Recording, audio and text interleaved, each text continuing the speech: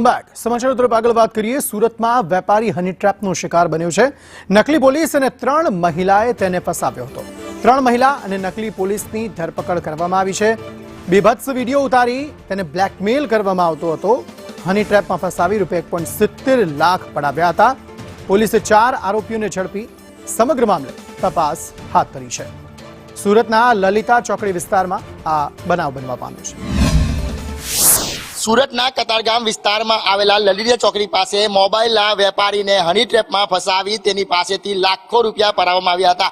આ જે તોડકી ઝડપાઈ છે, આ તોડકી દ્વારા વેપારીને પહેલા વિડીયો કોલ કરવામાં આવ્યો હતો, ત્યારબાદ જે કહેવાય કે એક મહિલાનો ફોટો બતાવવામાં આવ્યો હતો અને શરીક સુખ માણવા માટે તેને લલિતા ચોકડીના એક એપાર્ટમેન્ટમાં બોલાવ્યો હતો। ત્યાં ગાડી જે યુવક છે તે અર્ધનગ્ન હાલતમાં થઈ જાય છે અને ત્યારબાદ જે કહેવાય કે નકલી પોલીસની એન્ટ્રી થાય છે અને આ નકલી પોલીસ છે તે કહે છે કે કતારગામ ડિસ્ટાફ છે અને કતારગામ પોલીસ ઇન્સ્પેક્ટર છે તેવું કહીને તમે ખોટા ધંધા કરો છો, તમારી પર કેસ કરવો પડશે એવું કહીને આ યુવકને ઢોર માર મારે છે। ત્યારબાદ તેના મોબાઈલમાંથી રૂપિયા ટ્રાન્સફર કરાવી લે છે, અન્ય રૂપિયા છે તે પણ રોકડા પડાવી લે છે। સમગ્ર મામલે ભોગ બનનાર જે વેપારી છે તે કતારગામ પોલીસ મથક ફરિયાદ નોંધાવે છે। હાલ તો કતારગામ પોલીસે આ 3 મહિલા અને જે નકલી પોલીસ ઇન્સ્પેક્ટર બનેલા પુરુષની ધરપકડ કરી લીધી છે અને અન્ય જે કહેવાય કે 3 ઇસમ છે તેને પોલીસ ચોપડે વોન્ટેડ બતાવવામાં આવ્યો છે।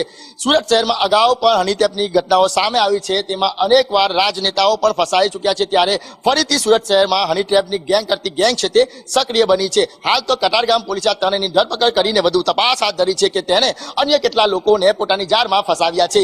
કેમેરા પર્સન ભૂષણ ચૌધરી સાથે મનીષ પરમાર, સંદેશ।